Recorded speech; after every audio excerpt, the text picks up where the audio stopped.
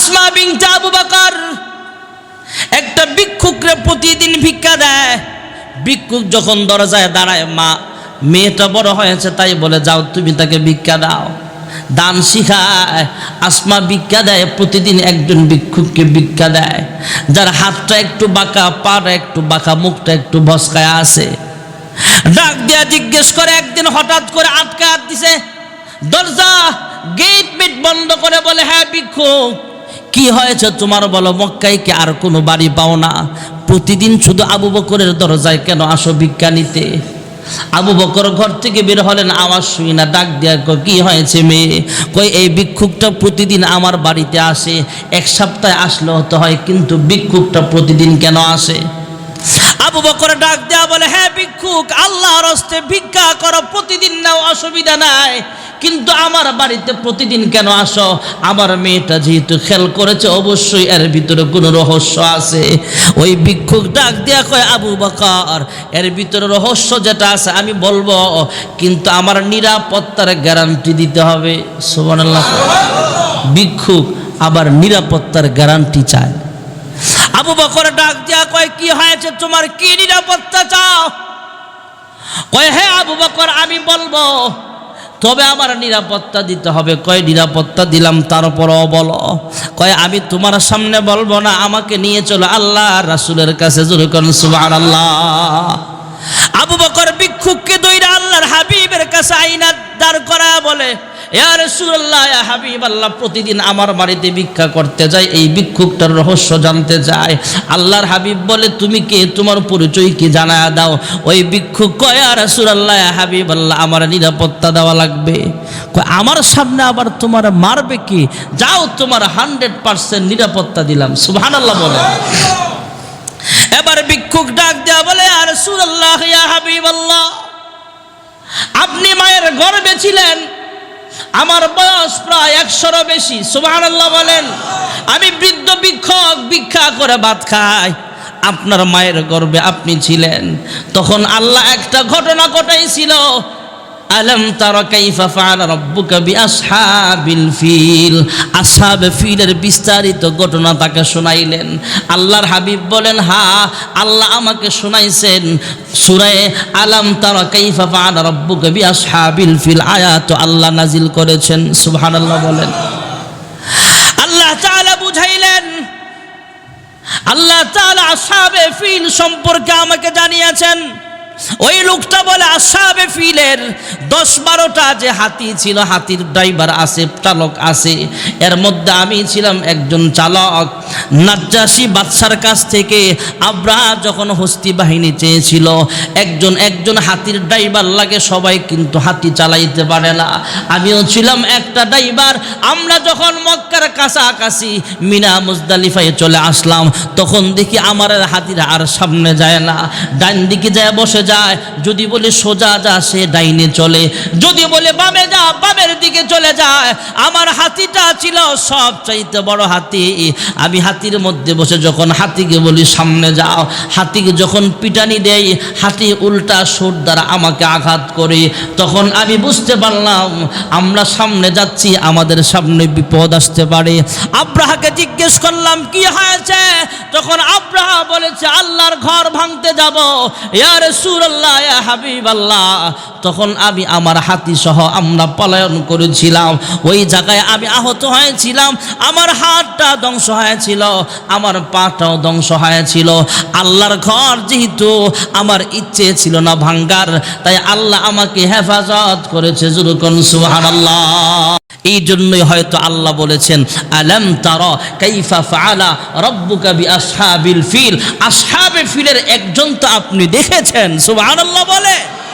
আলাম তারা কাইফা ফাআলা রাব্বুকা বিআসহাবিল ফিল। আপনি কি শুনেন নাই? আপনি কি দেখেন নাই? আপনি তো দেখেছেন, আপনি তো শুনেছেন, আল্লাহ বুঝিয়েছেন। আসহাবে ফিল সম্পর্কে আল্লাহ আল্লাহর হাবিবকে জানিয়েছেন। আপনার রব আসহাবে ফিলের সাথে কেমন আচরণটা করেছিল। আমি আল্লাহ কি তাদের উদ্দেশ্য ধ্বংস করে দেই দেই নাই। আল্লাহ তাআলা এই কথা বুঝালেন, আমি আল্লাহ ঝাঁকে ঝাঁকে পাখি পাঠাইছিলাম। এই পাখিগুলো যখন তাদের ঠোঁট থেকে পা থেকে গুলি পাঠাইছেন, গুলি ফালাইছে, তখন তাদেরকে আমি আল্লাহ গাছ চাবাইলে যেমন সবচেয়ে শক্তিশালী কাজের জিনিসও থাকে না, এমন নরম নরম হয়ে যায়, মাটির ধুলার মতো হয়ে যায়। আমি আল্লাহর ঘর যারা ভাঙতে আসছিল তাদেরকে আমি আল্লাহ ধ্বংস করে দিয়েছি। আমার ঘর কেউ ভাঙতে পারবে না, আমার ঘরের হেফাজত আমি আল্লাহই করব। জোরে কোন সুবহানাল্লাহ। বর্তমান ইথিওপিয়া আফ্রিকা মহাদেশের একটা রাজ্য, একটা রাষ্ট্র। তৎকালীন জামানায় কোরআন হাদিসের ভাষায় যেই দেশের নাম ছিল আবিসিনিয়া। আবিসিনিয়ার বাদশার নাম ছিল নাজ্জাশী। তার সেনা প্রধানের নাম ছিল, যেমন আমাদের বাংলাদেশের সেনা প্রধান আছে, সেনাবাহিনীর প্রধান আছে, ওই সেনা প্রধানের নাম ছিল আরিয়াত, আর রাষ্ট্রনায়ক ছিল নাজ্জাশী। আর সেনা প্রধানের যে মেজর জেনারেল যিনি থাকেন, স্থলাভিষিক্ত, উনি রিটায়ার্ড হলে যে অফিসার হবে, সেনা প্রধান হবে, তার নাম ছিল আব্রাহা। মেইন সেনা প্রধান ছিল আরিয়াত।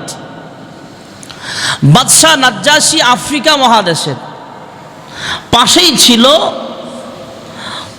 আপনার আরব কান্ট্রির যে একটা রাষ্ট্র ইয়েমেন, এখনো ইয়েমেন নাম ওই দেশের। ইয়েমেন রাষ্ট্রটা পাশে, যদিও দুইটা মহাদেশ, একটা আফ্রিকায় আরেকটা হলো আরব কান্ট্রিতে। তো একদিন নাজ্জাশী আরিয়াতকে ডাক দিয়া বলে, সেনা প্রধান মাঝে মাঝে বেশি ক্ষমতা পাইয়া নিলে মাথার ভিতরে গ্যাস্ট্রিক উঠে, বাহাদুর গান।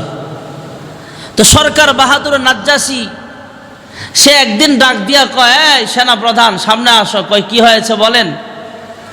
কয় আমার মনটা চায় আমাদের চতুর্দিকে, তিন দিকে, দুই দিকে হলো আমরা আবিসিনিয়া, আর এক পাশে আমাদের কবজির নিচে একটা রাষ্ট্র আছে, সেটা হলো ইয়েমেন, ছোট্ট একটা রাষ্ট্র। ইয়ামান দেশের 6টার সমান হবে ইথিওপিয়া তথা আবিসিনিয়া। যেমন আমাদের বর্তমান বিশ্বে আমাদের পাশের রাষ্ট্রের নাম কি? ভারত তথা ইন্ডিয়া। আমাদের বাংলাদেশের 11টার সমান, আরো বেশি হবে, আরো বেশি হবে। এক একটা রাজ্যে এক একজন রাষ্ট্রপ্রধান তথা মুখ্যমন্ত্রী, পুরা রাজ্যের একজন প্রধান তো আছে। আর তাছাড়া এক একটা রাজ্যের আলাদা আলাদা প্রদেশের, যেমন আপনার কলকাতার মমতা, এরপরে আগরতলা ত্রিপুরা আছে মানিক সাহা, এবং বিভিন্ন রাজ্যে আলাদা আলাদা আলাদা আলাদা রাষ্ট্রপ্রধান আছে, মুখ্যমন্ত্রী আছে, আর পুরা ভারতের একজন প্রধানমন্ত্রী আছে, রাষ্ট্রনায়ক। তো একদিন আবিসিনিয়ার বাদশাহ নাজ্জাশী আর রিয়াদকে ডাক দিয়া কয়, সেনা প্রধান আমার মনে একটা আশা। কয় কি আশা? আমার মনটা চায় থাবা দিয়া ইয়ামানটারে দখল কইরা ইয়ামানের একবারে উপর মহলের বিল্ডিংয়ে যদি আমরা এই আবিসিনিয়ার পতাকা উড়াতে পারতাম, দেশটারে একটা অঙ্গরাজ্য বানাতে পারতাম, তাহলে মনটা শান্তি পাইত। নাউজুবিল্লাহ।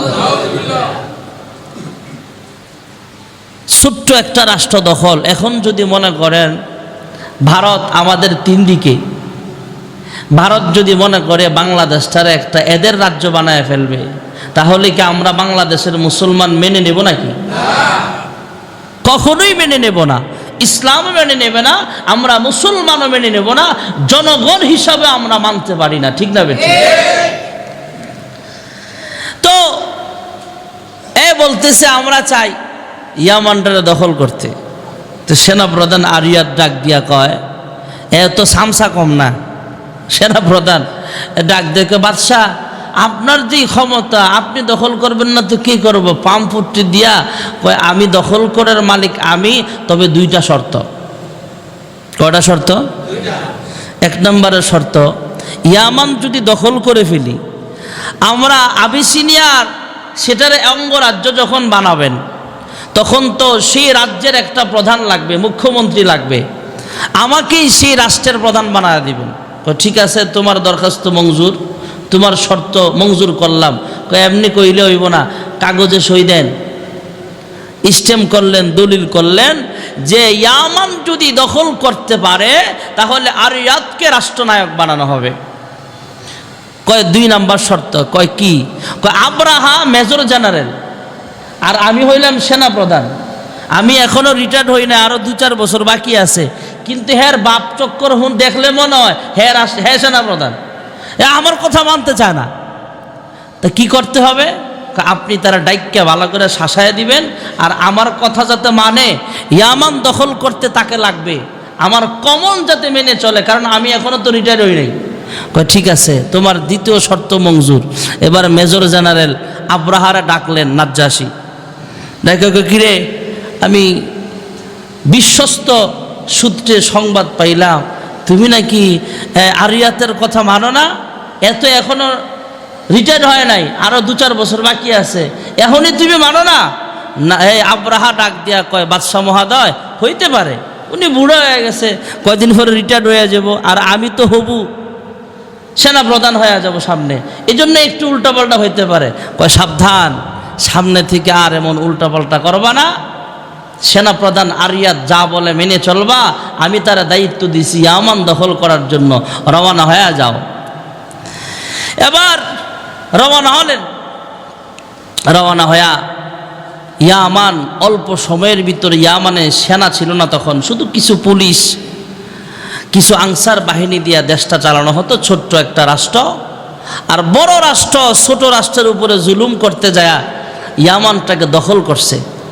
দখল করে পতাকা উড়া আব্রাহা হবে পরবর্তী সেনা প্রধান, কারণ আরিয়াত তো এখন রাজা হয়ে যাব।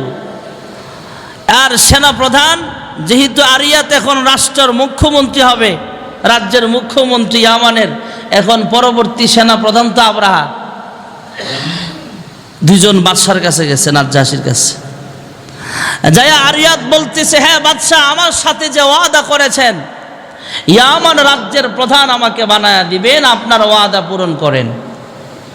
আব্রাহা শুইনা কয় কি কইলি?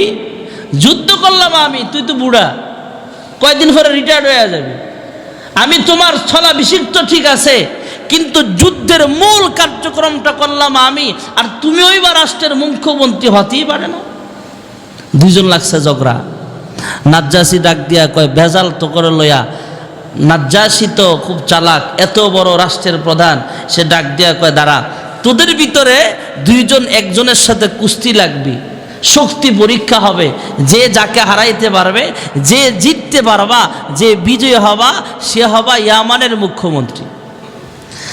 এবার 2জনকে একটা খোলা ময়দানে নিয়ে যাওয়া হলো। নাজ্জাশীর তত্ত্বাবধানে 2জনকে লড়াইয়ের ময়দানে নামায়া, আব্রাহা ইয়াং শক্তিশালী, সে এক মারি পেছে, গুলি করে হোক, তীর মেরে হোক, তলোয়ারের দ্বারা হোক, আরিয়াতকে পরাজয় করে সে বিজয় হয়ে গেছে। আর আব্রাহার আরো নিচে যেই মেজর ছিল, সহকারী ছিল মেজরের, ওনাকে সেনা প্রধান বানায়া ওই অঙ্গরাজ্য ইয়ামানের রাষ্ট্রপ্রধান, মুখ্যমন্ত্রী হয়ে গেল এবার আব্রাহা। আর নাজ্জাশী পুরা রাষ্ট্রের প্রধান। সে আবার টাকা পয়সা নিয়া বাদশাহকে ডাক দিয়া কয়, বাদশাহ নাজ্জাশী, যেহেতু যুদ্ধ বিধ্বস্ত দেশ, অনেক ক্ষয়ক্ষতি হয়েছে, আমার অনেক টাকা লাগবে, অনেক মসজিদ ভেঙে গেছে, অনেক মাদ্রাসা ভেঙে গেছে, স্কুল ভেঙে গেছে, কালভার্ট ভেঙে গেছে, ব্রিজ ভাঙছে, যেহেতু যুদ্ধ হয়েছে অনেক দিন পর্যন্ত, আমার কিছু টাকা দেন, মোটা অঙ্কের বাজেট দেন, আমি দেশটাকে উন্নত করব, ডিজিটাল করব। আব্রাহা কয়েক বছরে দেশটারে অনেক উন্নত করছে, দেশের জনগণও খুশি, যাক দখল করছে জোরে ঠিক আছে, কিন্তু কাজ তো করছে বালা, এই সেতু এই সেতু, এই কাজ এই কাজ, অনেক তো করছে, মাশাআল্লাহ ভালো কাজ করছে, জনগণ খুব খুশি। আমাদের দেশেও যত কাজ করুক আমরা খুশি, অসুবিধা নেই। আব্রাহার ভুলটা ছিল কোথায়? হজ্জের মৌসুম চলতেছে, জিলহজ মাস কাছাকাছি যখন চলে আসছে, ভাইয়েরা আমার, আল্লাহর দাওয়াতি মেহমানগণ ইয়ামান থেকে দলে দলে মক্কার পথে রওনা হয়ে যাবেন। অনেকেই ইহরামের কাপড় বাঁধলেন, লব্বাইক আল্লাহুম্মা লব্বাইক, লব্বাইক লা শারীকা লাক লব্বাইক, ইন্নাল হামদা ওয়ান নি'মাতা লাকা ওয়াল মুলক লা শারীকা লাক। লাব্বাইক লাব্বাইক বলে কেউ গাধার পিঠে উঠলেন, কেউ উটের উপরে সাওয়ার হলেন, কেউ আবার ঘোড়ার উপরে সাওয়ার হলেন। আল্লাহর দাওয়াতি মেহমানগণ ইয়ামান থেকে রওনা হয়ে গেলেন কাবার দিকে। জোরে কোন সুবহানাল্লাহ। ইয়ামানের মুখ্যমন্ত্রী রাষ্ট্রনায়ক আবরাহা রাজপ্রাসাদ থেকে তাকায়া দেখলেন দলে দলে মানুষ সাদা দুইটা কাপড়ে জড়ায়া কোন দিকে যেন রওনা হয়ে গেছে। আবরাহা ডাক দিয়া কয়, এই মানুষগুলো কোথায় যায়? এবার অন্য অন্য মন্ত্রীরা ডাক দিয়া কয়, হে বাদশাহ আবরাহা, আপনি তো খবর জানেন না, সামনে হজ্জের মৌসুম চলে আসছে। জিলহজ মাসের কাছাকাছি জিলকদ মাস চলতেছে। জিলহজ মাসে হজ্জের মৌসুম, মহান আল্লাহ রাব্বুল আলামিনের ফরজ বিধান হজ। এই হজ পালন করার জন্য দলে দলে মানুষ কাবার পথে রওনা হয়েছে। যেরকম সুবহানাল্লাহ। আবরাহা ছিল অহংকারী, সে ডাক দিয়া কয়, থামা, হজ করতে দেওয়া যাবে না। নাউজুবিল্লাহ। যেরকম বাধা দিয়া দাও, সমস্ত মানুষ বর্ডার আটকায়া দাও, ইয়ামান বাড়ি দিয়ে কেউ যেন সৌদি আরব ঢুকতে না পারে। নাউজুবিল্লাহ বলেন। কয় কেন, কি হয়েছে? হ্যাঁ মুসলমানেরা, তৎকালীন জামানায় খ্রিস্ট ধর্মের মানুষ ছিল, ঈসা নবীর উম্মতেরা ছিল, তৎকালীন আলেমরাও তখন ছিল, খ্রিস্টান পপ ছিল, খ্রিস্টান আলেম সেদিন ছিল। আল্লাহর হাবিবের ইসলাম ধর্ম যখন আগমন হয়েছে তখন সব নবীর ধর্ম ত্যাগ করে নতুন ধর্মের প্রচার শুরু হয়েছিল। যেরকম সুবহানাল্লাহ। তখন খ্রিস্টান ধর্মটাই সঠিক ধর্ম ছিল। ভাইয়ারা আমার, আল্লাহর হাবিব রাহমাতুল লিল আলামিন জমিনে তখন আগমন করে নাই। আল্লাহর হাবিব জন্মগ্রহণ করার বহু আগেই এই ঘটনা ঘটে গেল। আল্লাহর হাবিব মা আমিনার গর্ভে তখনও 8 মাসের গর্ভাবস্থায় মা আমিনা আছেন। আল্লাহর হাবিবের জন্মের প্রায় 2 মাস আগে আব্রাহা বাদশাহ ডাক দিয়া কয়, হজ্জের মৌসুম চলতেছে, হজে যাওয়া যাবে না, এক কাজ করো, তোমাদেরকে হজ্জে যেতে দিব না, কাবায় যেতে দিব না। ডাক দিয়া মন্ত্রীদেরকে বলে, কি হয়েছে, মক্কায় যাওয়া লাগবে কেন? কয়, পৃথিবীতে একটাই ঘর আছে, এখানে কাবা, হুদাল্লিল আলামিন। যেরকম সুবহানাল্লাহ। বাদশাহ আব্রাহা ডাক দিয়া বলে, হজ্জে যাওয়া লাগবে না, আমি যেহেতু মুখ্যমন্ত্রী, এলাকার রাষ্ট্রনায়ক, আমার কথা তোমরা মানতে হবে। সবাইকে বাধা দিয়া রাখলেন, কাউকেই মক্কায় ঢুকতে দেওয়া হয় নাই, কাবায় ঢুকতে দেওয়া হয় নাই। কয়, তোমরা সেখানে যায় অর্থ ব্যয় করা লাগবে না, সময় ব্যয় করা লাগবে না, টাকা পয়সা ব্যয় করা লাগবে না, তোমাদের কষ্ট করা লাগবে না। আমি আরেকটা কাবা এই দেশে বানাবো।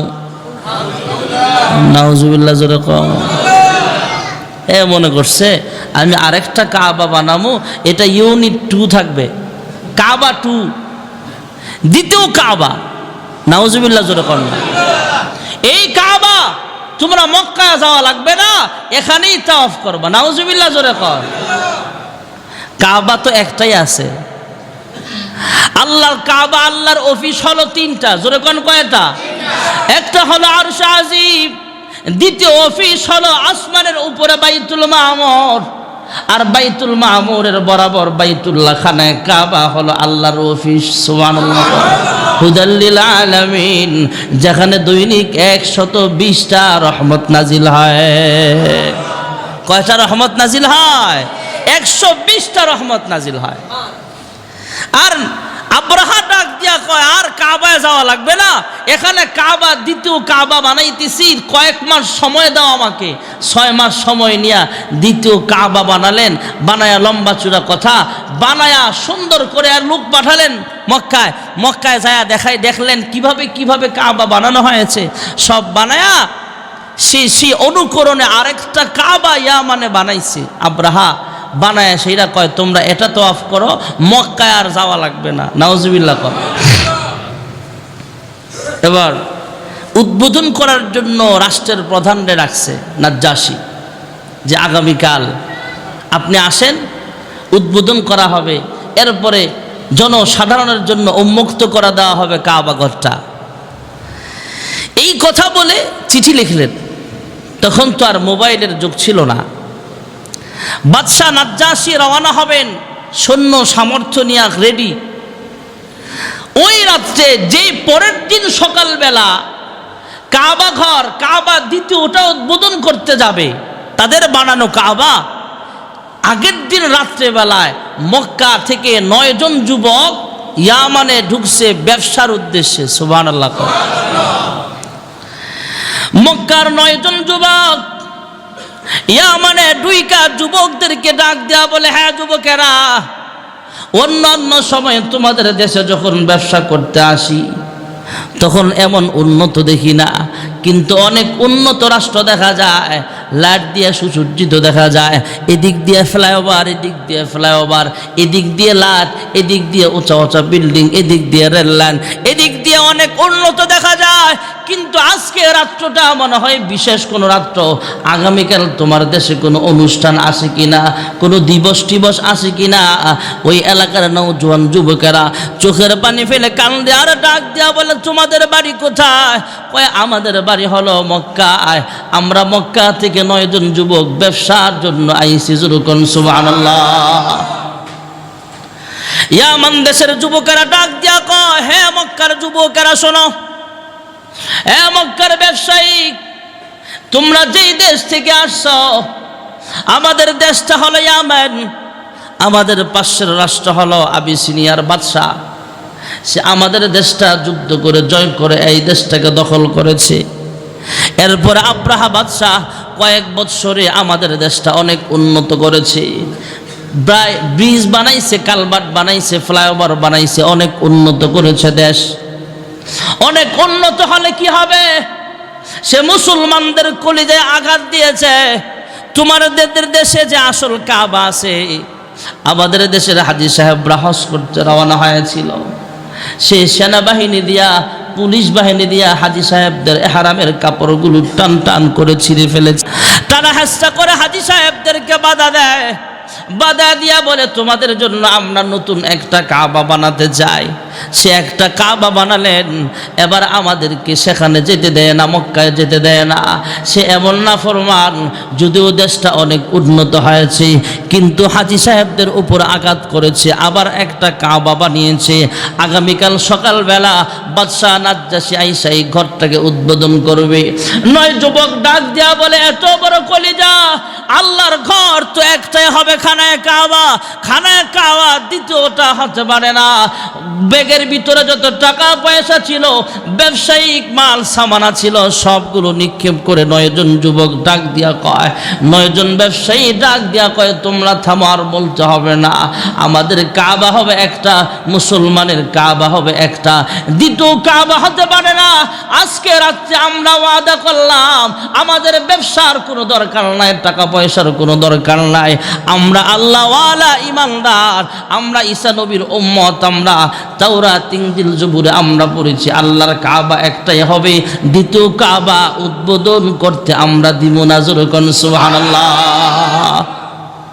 9 জন যুবক, 9 জন ব্যবসায়ী, 9 জন হাতে হাত রেখে অঙ্গীকার করলেন, আমরা এদের কাবা ধ্বংস করব। সুবহানাল্লাহ বলে। কাবা বলতে আসল কাবা না নকল? নকল কাবা ধ্বংস করব। এরা 9 জন মিলে রাত্রিবেলায় ওই আব্রাহা বাদশাহ তাদের দ্বিতীয় কাবা বানানো কাবা পাহারা দেওয়ার জন্য অনেক সেনাবাহিনী রাখছে, পুলিশ রাখছে, আর্মি রাখছে, র্যাব রাখছে। ওখানে যায় ডাক দিয়া কয়, ভাই আব্রাহা বাদশাহ নাকি কাবা বানাইছে? কয় হ্যাঁ। কয় আমরা কাবায় ঢুকবো, ঢুইকা আমরা তওয়াফ করব, নামাজ পড়বো। যারা বডিগার্ড আছে তথা সেখানের দায়িত্বশীল পাহারাদার যারা আছে, জিম্মাদার, এরা কয় আগামীকাল সকালবেলা নাজ্জাশী আসবে, উদ্বোধন করবে, তারপরে তোমরা ঢুকতে পারবা। 9 ব্যবসায়ী ডাক দিয়া কয়, না আমরা ঢুকবই। সেই বাহিনী কয়, না ঢুকতে দেব না। এবার 9 জন ইমানওয়ালা, তো এরা তো ঈসা নবীর উম্মত, এরা খ্রিস্টান। এই 9 জন ডাক দিয়া কয়, ভাইয়েরা আমার, ডাক দিয়া কয়, আমাদের কাবার পরিপ্রেক্ষিতে তোমরা কাবা বানাইবা? হতে পারে না।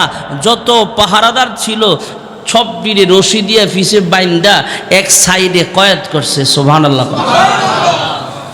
এক সাইডে মুরুগের মতো ফিসে বান দিয়া আটকায়া 9 জন ডাক দিয়া কয়, দাঁড়া, তোদের কাবার খেলা দেখাইতেছি। এই 9 জন ব্যবসায়ী কাবা তথা এদের বানানো ঘরের ভিতরে ঢুইকা পেশাব পায়খানা কইরা ঝাড়ু দিয়া ইচ্ছা মতো পুরাটা ঘরে লেপছে। এখন কি আতরের ঘেরা নাইব? 9 জনে মিল্লা আয় আয় ফল ফুরুট আবিজাবি যা খাইছে সব এরা ছাড়ছে। ছাইরা এরা করছে কি, সেখানে মলমূত্র ত্যাগ কইরা ঝাড়ু দিয়া পুরাটারে লিপা এই যে বাকিগুলোরে বাঁশে রশি দিয়া এরা কই তো আব্রাহারে কইয়া দিস, পারলে আসল কাবায় যাইতো, বেড়াগিরি এখানে দেখাইতো কইস। আবার কাবা উদ্বোধন করবি, আমরা মক্কার 9 জন যুবক তোদের কাবা ধ্বংস করে অখণ্ড যুক্ত করে দিয়ে গেলাম, বুঝাইয়া দিলাম আমরা আসল কাবার ভক্ত, আসল কাবার কাছে যাইতে কইস বেড়া হইলে। সুবহানাল্লাহ। এমন বীরের সাথে যখন 9 জন এই কথা বইলে চইলা গেছে ডাইরেক্ট মক্কা, আর এই দেশে নাই। এখন সকালবেলা সবাই আইসা যখন দেখে কিরে পাহারাদাররা এই অবস্থা, পাহারাদারদের রশি মুশি খুলছে, কয় কি, কয় তাকায়া দেখেন ঘরের ভিতরে কি হয়েছে, দেখে যে নাক কাছে না জানা।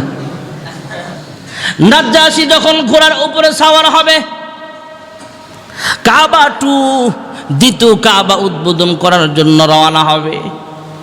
আব্রাহা বাদশাহ আইসা কয়, হ্যাঁ নাজ্জাশী যেতে হবে না আপনার। কয় কেন, কি হয়েছে? ওই পুরা শহরটা আলোক সজ্জায় সজ্জিত করলাম, যত ব্রিজ বানাইলাম সবগুলো সাজাইলাম, রাস্তাঘাট সাজাই সব কিছু করলাম, কিন্তু আসল কাবার 9 জন যুবক আইসা দুর্গন্ধ লাগায়া দিছে আমাকে। আমি আপনার সাদা ওয়াদা করলাম, হে নাজ্জাশী বাদশাহ, পরবর্তীতে এটা উদ্বোধনের ডেট আপনাকে জানায়া দেওয়া হবে।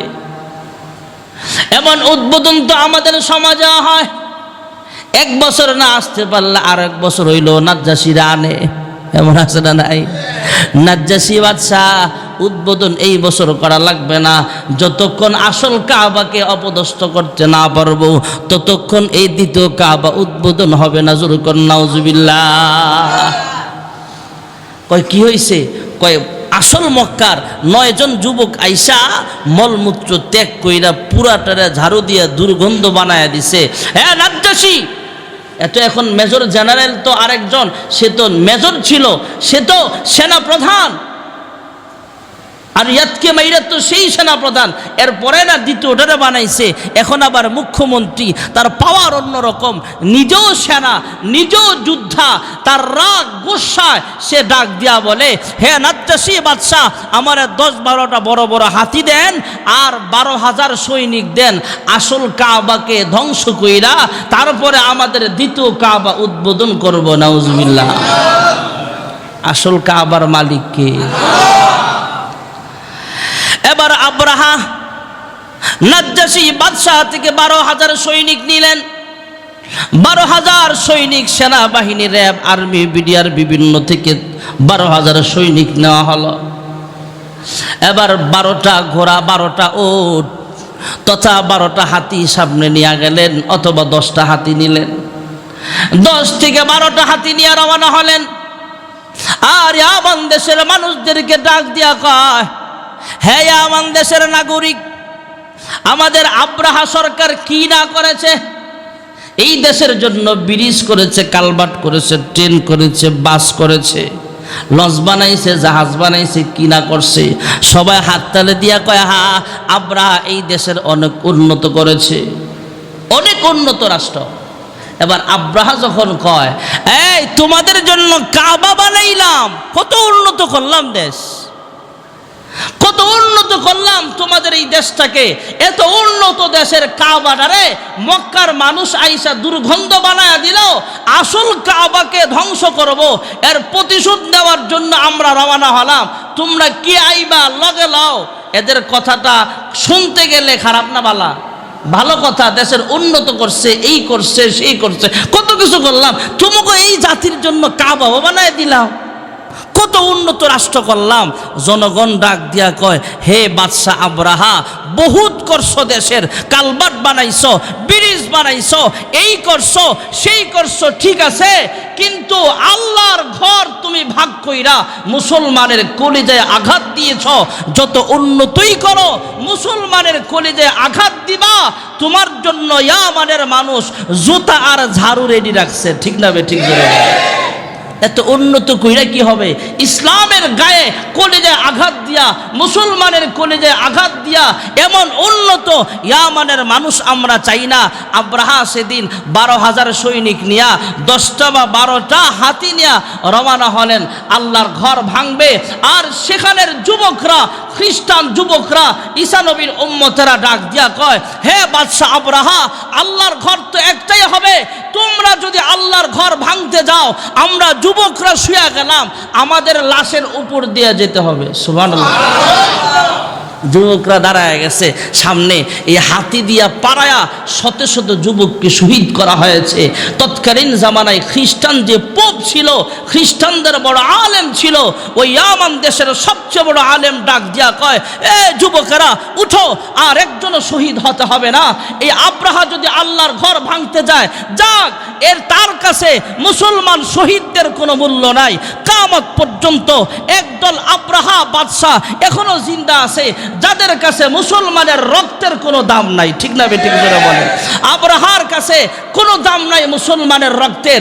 এবার একজন খ্রিস্টান পোপ দাঁড়ায় বলে, উঠো, একজনও রাস্তায় বসবা না, একজনও রাস্তায় দাঁড়াইবা না। এখন যেহেতু আমাদের রক্তের হুলি খেলা খেলে এই কাবা ভাঙতেই যাবে, আর তার সাথে যুদ্ধ করে পারা যাবে না। এখন চলো শেষ যুদ্ধটা করে ফেলি। আমরা শেষ রাত্রে তাহাজ্জুদ পড়ে আল্লাহর কাছে কাঁদতে থাকি। সুবহানাল্লাহ। মুসলমানের সব দরজা শেষ হয়ে গেলে একটা দরজা খোলা আছে না নাই? এখনো পর্যন্ত ওলামাই কেরাম, এখনো পর্যন্ত মুসলমানরা কোনো সরকার বাহাদুরের ব্যাপারে বদদোয়া করে নাই। যদি দেওয়ালে পিঠ থেকে যায়, নাজ্জাশী বাদশাহ আব্রাহার বিরুদ্ধে যখন নাকি মুসলমানরা যেদিন ইমানদাররা বদদোয়া করছিল, আমরা আলেম ওলামা সহ মুসলমানরা যদি আল্লাহর কাছে বদদোয়া শুরু করে, পরাশক্তি আমেরিকা ব্রিটেন সহ মুসলমানদের সামনে দাঁড়াবার মতো ক্ষমতা থাকবে না। ঠিক না ঠিক বলে বলেন? এখনো তো আমরা বদদোয়া করি না। খ্রিস্টান পোপ ডাক দিয়া বলে, আর তোমাদেরকে রক্ত ঝরাতে হবে না, শতে শত যুবক শহীদ হয়ে গেছে, আর বাকিগুলোর উঠায় দিছে, চলো গির্জায় চলো, মুসলমান ইমানদারদের এবাদত খানায় চলো।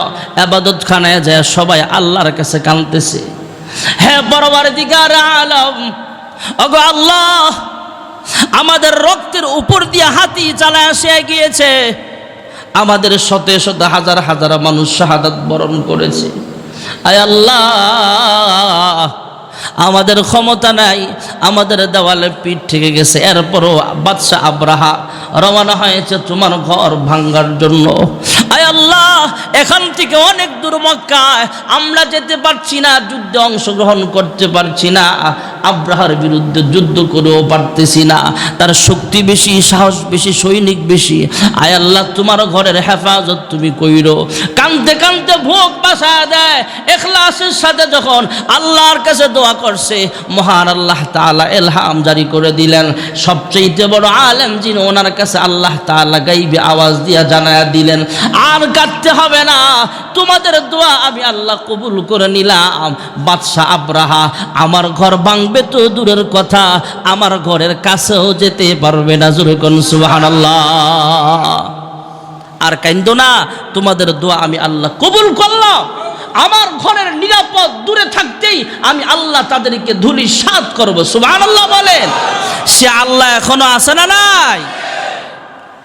ভাইরা আমার, বন্ধুরা আমার, যখন কুদরতি আওয়াজ আসছে বড় আলেমের কাছে, তিনি সবাইরে সান্ত্বনা দিয়া বলে, দোয়া থামাও, আমাদের দোয়া আল্লাহ কবুল করেছেন। বাদশা আব্রাহাকে আল্লাহ ধ্বংস করে দিবেন, কাবার হেফাজত আল্লাহ নিজেই করবে। জোরে কোন সুবহানাল্লাহ। আব্রাহা রওনা হয়ে গেলেন 12,000 সৈনিক নিয়ে, 10 থেকে 12টা হাতি নিয়ে হস্তি বাহিনী রওনা হলেন। যখন খ্রিস্টান পাদ্রী এবার জানতে পারলেন কাবা ঘরের হেফাজত আল্লাহ করবে, এদের ভিতরে একজনকে ডাক দিয়া কয়, কে পারবা? আব্রাহা বাদশার সাথে আল্লাহ কেমন খেলাটা খেলে দেখবা। সুবহানাল্লাহ। একজন দাঁড়ায় গেলেন, তার নাম ছিল নাসির। সুবহানাল্লাহ ডাকবেন। নাসির রওনা হয়ে গেলেন। ওই আব্রাহা বাদশা যেই পথ দিয়ে মক্কার দিকে রওনা হয়েছে, আমিও যোদ্ধা, আমিও সেনাবাহিনীতে ছিলাম, আমি পথ চিনি। এবার নাসির রওনা হলেন ফারি পথে রওনা দিয়া এদের আগেই কাবার কাছাকাছি জাবালে আবু কুবায়স পর্যন্ত পৌঁছে গেছে। আল্লাহর হাবিব রাহমাতুল লিল আলামিন বলেন, আল্লাহ তাআলা সর্বপ্রথম যে জমিন বানাইছেন সেটা হলো কাবা শরীফের মাটি, আর সর্বপ্রথম যে পাহাড় বানাইছেন সেই পাহাড়টা হলো জাবালে আবু কুবায়স। জোরে কোন সুবহানাল্লাহ।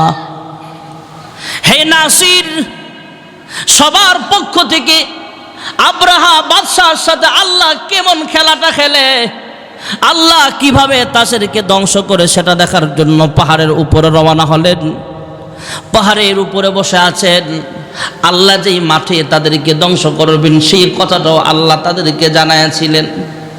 আল্লাহ তাআলা তাদেরকে ধ্বংস করবেন মক্কায় যাওয়ার আগে মুজদালিফা আরাফার ময়দান পার হয়ে মিনা মুজদালিফার কাছাকাছি জায়গায় আব্রাহা বাদশাকে আল্লাহ ধ্বংস করবেন।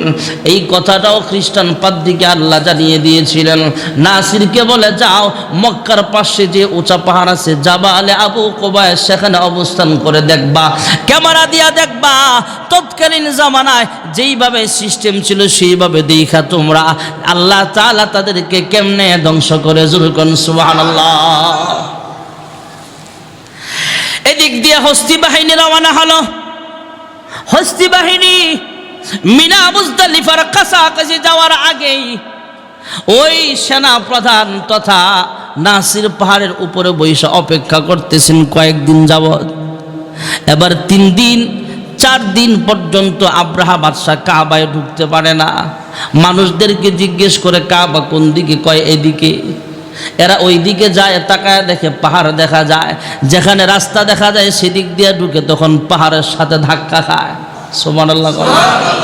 দেখে ফাঁকা রাস্তা, গাড়ি চালায়, পাহাড়ের সাথে ধাক্কা খায়। দেখে খালি রাস্তা, কিন্তু সামনে হলো পাহাড়। তাদেরকে আল্লাহ গোলক দাদায় পালায়া দিলেন, কাবার দিকে আর যাওয়ার ক্ষমতা হয় না। জোরে কোন সুবহানাল্লাহ। 4 দিন পর্যন্ত সেখানে অবস্থান করেও কাবার দিকে যাইতে পারে না। এবার এদের খানা পিনাও তো শেষ পর্যায়ে চলে আসছে, কারণ ওরা তো আসছে আবার চলে যাবে, কাবা ধ্বংস করতে অল্প সময়ের ব্যাপার লাগবে। এরা মনে করছে এটা, কিন্তু এটা তো আল্লাহর ঘর, এটা এইভাবে ধ্বংস করা সম্ভব নয়। এরা চিন্তা করছে এদের সাথে তো আবার খানা পিনা নাই।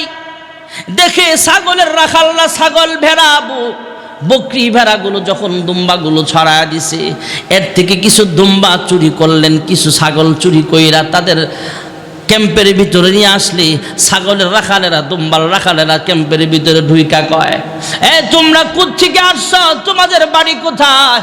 তোমরা যে দুম্বাগুলো ধরে আনছো জবাই করে খাওয়ার জন্য, এইগুলা কিন্তু খাজা আব্দুল মুত্তালিবের দুম্বা। জোরে কোন সুবহানাল্লাহ। কাবার মুতাওয়াল্লি, কাবার চেয়ারম্যান আব্দুল মুত্তালিবের এইগুলা তোমরা খায়ও না, তোমরা খায়ও না, খাইলে কিন্তু খবর আছে। বাইরে আমার বন্ধুরা, আমার কাফের বেঈমানরা তখন এটাও মানে না, এইগুলা জবে করে খাইব। কিন্তু রাখালেরা যায় আব্দুল মুত্তালিবের কাছে বিচার দেয়, হ্যাঁ খাজা আব্দুল মুত্তালিব, কোত্থেকে যেন কিছু মানুষ আসছে কয়েকদিন যাবত, তাদের কারণে আমাদের বকরি ভেড়াগুলো খাবার খায় না, এদের কারণে আমাদের খুব ক্ষতি হইতেছে। আমাদের বকরির পাল থেকে কিছু বকরি, দুম্বার পাল থেকে কিছু দুম্বা ওরা ধরে নিয়ে গেছে। খাজা আব্দুল মুত্তালিব সেখানে যাওয়া বলে, তোমরা কোত্থেকে আসছো? বাদশাহ আব্রাহা ডাক দিয়া বলে, আমরা ইয়ামান থেকে আসছি, আমি হলাম বাদশাহ আব্রাহা, আমরা হস্তি বাহিনী নিয়ে আসছি আল্লাহর ঘর ধ্বংস করার জন্য। খাজা আব্দুল মুত্তালিব ডাক দিয়া কয়, অনেকদিন পরে একটা ভালো কথা শুনলাম, তোমরা আল্লাহর ঘরখানায় কাবা ধ্বংস করতে আসছো, ঠিক আছে, তবে আল্লাহর কাবা ঘরের পাশে একটা মাটির ঘর আছে, সেই ঘরটা হলো আমার। সুবহানাল্লাহ। সেই ঘরটাও ভাঙবা নাকি? যদি আমার ঘর ভাঙ্গো এখন বলো, আমার কুরাইশ বংশের মানুষদেরকে হুকুম করতে দেরি হবে, তোমাদের এত হাজার হাজার বাহিনীকে মাটির সাথে ধূলিসাৎ করতে দেরি হবে না। সুবহানাল্লাহ। আমার ঘর ভাঙলে বলো। আব্রাহা বলে না, তোমার ঘর ভাঙা হবে না। আব্দুল মুত্তালিব ডাক দিয়া কয়, তুমি যদি আল্লাহর ঘর ভাঙতে আসো অসুবিধা নাই, কিন্তু আমার ঘর ধরবা না। আমার ঘর ধরলে কিন্তু খবর আছে। আমার ঘরটা যেমন আমি ভালোবাসি, আমার ঘরকেও আঘাত করলে তোমাদেরকে যেমন নিশ্চয় নাবুদ করে দিব। আর আল্লাহর ঘর তুমি ভাঙতে যাও, আল্লাহ সেটা ভালো বুঝবে। জোরে কোন সুবহানাল্লাহ। খাজা আব্দুল মুত্তালিব এদেরকে এমনি ডাক দিছে, কয় আয় আল্লাহর ঘর ভাঙবি তো, আয় বেটা, আমার ঘর ভাঙলে তো আমি ধরবো, আর আল্লাহর ঘর ভাঙলে আল্লাহ বয়ে বয়ে চা খাইতো না, আল্লাহও ধরবে। জোরে কোন সুবহানাল্লাহ। এইভাবে পাওয়ার দেখাইছে, পাওয়ার তো আছে। খাজা আব্দুল মুত্তালিব এবার কাবার ঘরের গিলাপ ধরে কান্দে। সুবহানাল্লাহ। কাবার পথে রওনা হলেন, কাবার গিলাপ ধরে কান্দে আর ডাক দেয়া কয়, আল্লাহ আমার ঘর যদি ভাঙতো তাহলে আমি তাদের হাত পাও ভেঙে চুরমার করে দিতাম। আর যদি তোমার ঘর ওরা ভাঙতে চায়, ভাঙে ফেলে, তাহলে তোমার নাম নিশানাও থাকবে না। অন্য মানুষরা মনে করবে আল্লাহর ঘর যদি হয় তাহলে আল্লাহ কেন তাদেরকে ধ্বংস করলো না। আয় আল্লাহ কানতে কানতে কানতে কানতে আল্লাহর কাছে দোয়া করলেন, আল্লাহ তোমার ঘরের হেফাজত তুমি আল্লাহ করো।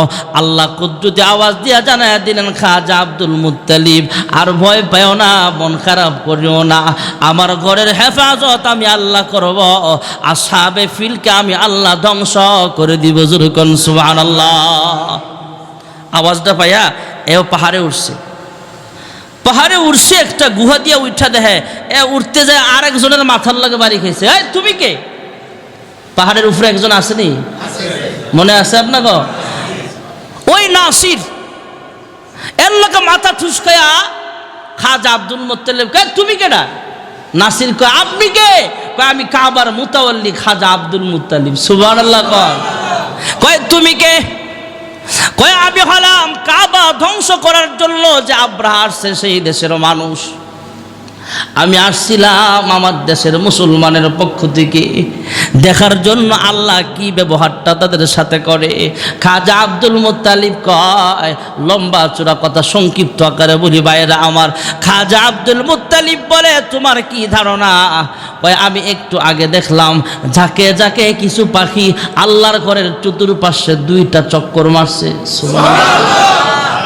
কয়, তাদের দুইটা পায়ের মধ্যে ছোট্ট ছোট্ট মার্বেলের মতো গুল্লি দেখা যায়, আর ঠোঁটের মধ্যে একটা গুল্লি। এইভাবে তাদের গুলি আছে, তাদের মুখে একটা, দুই পায়ে দুইটা, চতুর্দিকে দুইটা রাউন্ড মারছে। খাজা আব্দুল মুত্তালিব ডাক দিয়া কই, বুঝছি আল্লাহর সৈনিক বুঝি পাঠায়া দিছে আল্লাহ তাআলা পাখিগুলোরে, আর একটা রাউন্ড দিয়েই দেখবা বুমবিং শুরু হবে। সুবহানাল্লাহ। এই দুইজন সেখানে বসে বসে তাকায়া দেখতেছেন, ওই নাসির আর খাজা আব্দুল মুত্তালিব দুইজন তাকায়া দেখে আল্লাহর ঘর আবার পাখিগুলো তওয়াফ করতেছে। ঝাঁকে ঝাঁকে ঝাঁকে ঝাঁকে পাখি, তয়রন আবাবিল তারমিহিম বিহিজারাতিম মিন সিজ্জিল ফাজআলাহুম কাআসফিম মাকুল ওয়া আরসালা আলাইহিম তয়রন আবাবিল। আবাবিল ভাইরা আমার, বহু বচন ভাইরা আমার, তয়রন আবাবিল। আল্লাহ তাআলা ঝাঁকে ঝাঁকে ঝাঁকে ঝাঁকে পাখির কথা বলেছেন, পাখির কোনো নাম বলে নাই। আমরা যেই চড়ুই পাখি দেখি, চড়ুই পাখির চেয়ে আরেকটু বড়, কবুতরের চাইতে আরেকটু ছোট। ঝাঁকে ঝাঁকে পাখি, অন্ধকার হয়ে গেছে আকাশটা, এইভাবে ঝাঁকে ঝাঁকে পাখি আইসা আরেকবার আল্লাহর ঘর তওয়াফ কইরা এইভাবে হস্তি বাহিনীর উপরে যখন বুমবিং শুরু করে দিয়েছে, সবগুলোর মাথা দিয়া যখন এইভাবে গুলিটা ঢুকে, এদের কলিজা ভিতরে যত কিছু আছে সবগুলো গইলা পিছনের রাস্তা দিয়া বের হয়া আবার ওটটা, ঘোড়াটা অথবা ওটের উপরে অথবা হাতির উপরে থাকলে হাতিটাও, মানুষটা এবং হাতিরা দুইটাই আল্লাহ ধ্বংস করে দিয়েছেন। ফাজালাহুম কাসফিম মাকুল, গরু যেমন ঘাস চাবাইতে চাবাইতে চাবাইতে চাবাইতে একদম এবার একভাবে সমান করে ফেলে, আমরা যেমন পান যারা খায় পান চাবাইতে চাবাইতে একদম যেমন জাররা জাররা হয়ে যায়, আল্লাহ তাআলাও তাদেরকে এমন ভাবে মাটির সাথে ধূলিসাৎ করে দিয়েছে। যুরকুন সুবহানাল্লাহ। ওই ইয়ামান দেশের নাসির আর খাজা আব্দুল মুত্তালিব দুইজন এবার হস্তি বাহিনীর ধ্বংসের পরে ওরা সামনে আসলেন, আইসা দেখে গুল্লি পাথর নয়, আল্লাহ তাআলা স্পেশাল ভাবে এইগুলা মাটি দ্বারা ফেরেশতা দিয়া বানাইছে। ছোট্ট ছোট্ট মাটির এইভাবে গুল্লি বানায়া আল্লাহ কুদরতিভাবে ফেরেশতাদেরকে দিয়া বানায়া মানুষকে বুঝাইলেন, হে মানুষ, কারোর সাথে যুদ্ধ করার জন্য হুট করে যুদ্ধে লাগিও না, আগে থেকে প্রস্তুতি নাও, সরঞ্জামাদি নিয়ে তারপরেও যুদ্ধে নামো। আল্লাহ আবাবিল তথা যাকে যাকে পাখি পাঠায়া দিলেন, গুল্লিগুলা স্পেশালভাবে আল্লাহ মাটি দ্বারা বানাইছে। যুরকুন সুবহানাল্লাহ। গুলিগুলো হাতে নিলেন, দেখেন কোন পাখিটা বহন করবে, পাখির নাম লেখা আছে, কার উপরে মারবে তার নামও লেখা আছে। সুবহানাল্লাহ। ভাইয়েরা আমার, সংক্ষিপ্ত আকারে বলি, আল্লাহ তাআলা এই ঘটনাগুলো ঘটাইছেন আল্লাহর হাবিবের জন্মের আরো 50 দিন আগে। যুরকুন সুবহানাল্লাহ। আল্লাহর হাবিবকে আল্লাহ জানাইলেন, আলাম তারা কাইফা ফাআলা রাব্বুকা বিআসহাবিল ফিল, আপনি কি দেখেন নাই আমি আল্লাহ কি ব্যবহারটা করেছি, আপনার রব আসহাবে ফিলের সাথে কি ব্যবহারটা করছে, কি কাজটা করছে। সুবহানাল্লাহ। একটা কথা বলেই শেষ হয়ে যাবে ভাইয়েরা আমার। একজন সাহাবী জিজ্ঞেস করলেন, ইয়া রাসূলুল্লাহ, ইয়া হাবিবাল্লাহ, আপনি তো তখন দুনিয়াতে ছিলেন না, তারপরও আল্লাহ তাআলা এখানে কেন বলেছেন আলাম তারা? আল্লাহ তো বলতে পারতেন আলাম তাসমা।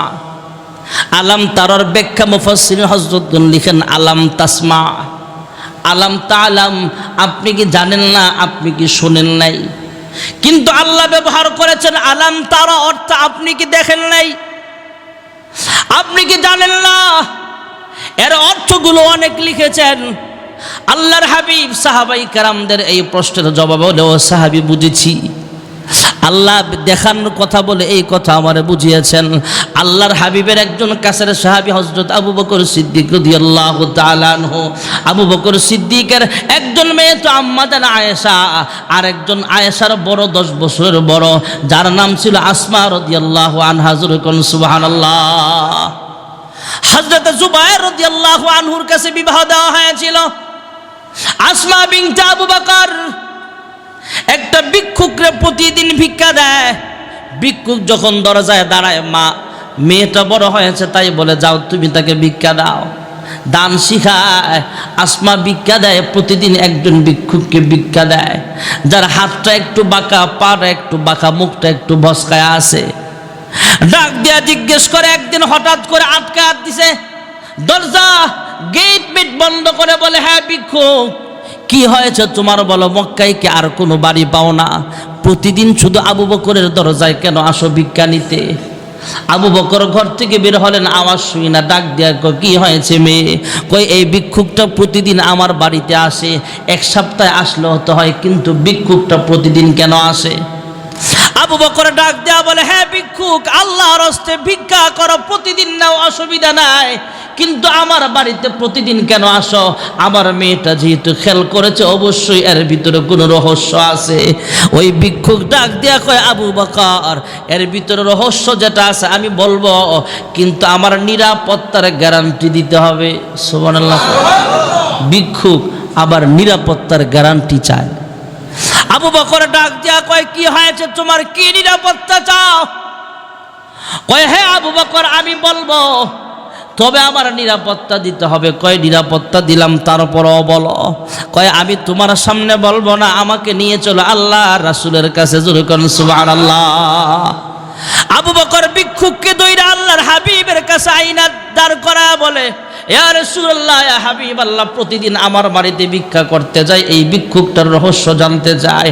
আল্লাহর হাবিব বলে, তুমি কে, তোমার পরিচয় কি জানায়া দাও। ওই ভিক্ষুক কয়, ইয়া রাসূলুল্লাহ, ইয়া হাবিবাল্লাহ, আমার নিরাপত্তা দেওয়া লাগবে। কয়, আমার সামনে আবার তোমার মারবে কি? যাও, তোমার 100% নিরাপত্তা দিলাম। সুবহানাল্লাহ বলে। এবার ভিক্ষুক ডাক দেয়া বলে, ইয়া রাসূলুল্লাহ, ইয়া হাবিবাল্লাহ, আপনি মায়ের গর্ভে ছিলেন, আমার বয়স প্রায় 100-এরও বেশি। সুবহানাল্লাহ বলেন। আমি বৃদ্ধ ভিক্ষুক, ভিক্ষা করে ভাত খাই। আপনার মায়ের গর্ভে আপনি ছিলেন, তখন আল্লাহ একটা ঘটনা ঘটাইছিল। আলম তারা কাইফা ফাআলা রাব্বুকা বিআসহাবিল ফিল। আসহাবে ফিলের বিস্তারিত ঘটনা তাকে শোনাইলেন। আল্লাহর হাবিব বলেন, হ্যাঁ, আল্লাহ আমাকে শোনাইছেন। সূরা আলম তারা কাইফা ফাআলা রাব্বুকা বিআসহাবিল ফিল আয়াত আল্লাহ নাজিল করেছেন। সুবহানাল্লাহ বলেন। আল্লাহ তাআলা বুঝাইলেন, আল্লাহ তাআলা আসহাবে ফিল সম্পর্কে আমাকে জানিয়েছেন। ওই লোকটা বলে, আসহাবে ফিলের 10-12টা যে হাতি ছিল, হাতির ড্রাইভার আছে, চালক আছে, এর মধ্যে আমি ছিলাম একজন চালক। নাজ্জাশী বাদশার কাছ থেকে আব্রাহা যখন হস্তি বাহিনী চেয়েছিল, একজন হাতির ড্রাইভার লাগে, সবাই কিন্তু হাতি চালাইতে পারে না। আমিও ছিলাম একটা ড্রাইভার। আমরা যখন মক্কার কাছাকাছি মিনা মুজদালিফায় চলে আসলাম, তখন দেখি আমার হাতিরা আর সামনে যায় না, ডান দিকে যায় বসে যায়। যদি বলে সোজা যা, সে ডাইনে চলে। যদি বলে বামে যা, বামের দিকে চলে যায়। আমার হাতিটা ছিল সবচাইতে বড় হাতি। আমি হাতির মধ্যে বসে যখন হাতিকে বলি সামনে যাও, হাতিকে যখন পিটানি দেই, হাতি উল্টা সুর দ্বারা আমাকে আঘাত করে। তখন আমি বুঝতে পারলাম আমরা সামনে যাচ্ছি, আমাদের সামনে বিপদ আসতে পারে। আব্রাহাকে জিজ্ঞেস করলাম, কি হয়েছে? তখন আব্রাহা বলেছে, আল্লাহর ঘর ভাঙতে যাব। ইয়া রাসূলুল্লাহ, ইয়া হাবিবাল্লাহ, তখন আমি আমার হাতি সহ আমরা পলায়ন করেছিলাম। ওই জায়গায় আমি আহত হয়েছিলাম, আমার হাতটা ধ্বংস হয়েছিল, আমার পাটাও ধ্বংস হয়েছিল। আল্লাহর ঘর যেহেতু আমার ইচ্ছে ছিল না ভাঙ্গার, তাই আল্লাহ আমাকে হেফাজত করেছে। জুরুকুন সুবহানাল্লাহ। এই জন্যই হয়তো আল্লাহ বলেছেন, আলাম তারা কাইফা ফাআলা রাব্বুকা বিআসহাবিল ফিল। আসহাবে ফিলের একজন তো আপনি দেখেছেন। সুবহানাল্লাহ বলে। আলাম তারা কাইফা ফাআলা রাব্বুকা বিআসহাবিল ফিল। আপনি কি শুনেন নাই? আপনি কি দেখেন নাই? আপনি তো দেখেছেন, আপনি তো শুনেছেন, আল্লাহ বুঝিয়েছেন। আসহাবে ফিল সম্পর্কে আল্লাহ আল্লাহর হাবিবকে জানিয়েছেন। আপনার রব আসহাবে ফিলের সাথে কেমন আচরণটা করেছিল। আমি আল্লাহ কি তাদের উদ্দেশ্য ধ্বংস করে দেই নাই? আল্লাহ তাআলা এই কথা বুঝালেন। আমি আল্লাহ ঝাঁকে ঝাঁকে পাখি পাঠাইছিলাম। এই পাখিগুলো যখন তাদের ঠোঁট থেকে পা থেকে গুলি পাঠাইছেন, গুলি ফালাইছে, তখন তাদেরকে আমি আল্লাহ গাছ চাবাইলে যেমন সবচেয়ে শক্তিশালী কাজের জিনিসও থাকে না, এমন নরম নরম হয়ে যায়, মাটির ধুলার মতো হয়ে যায়। আমি আল্লাহর ঘর যারা ভাঙতে আসছিল, তাদেরকে আমি আল্লাহ ধ্বংস করে দিয়েছি। আমার ঘর কেউ ভাঙতে পারবে না। আমার ঘরের হেফাজত আমি আল্লাহই করব। জুরুকুন সুবহানাল্লাহ। ওয়া আখিরু দাওয়ানা আলহামদুলিল্লাহি রাব্বিল আলামিন।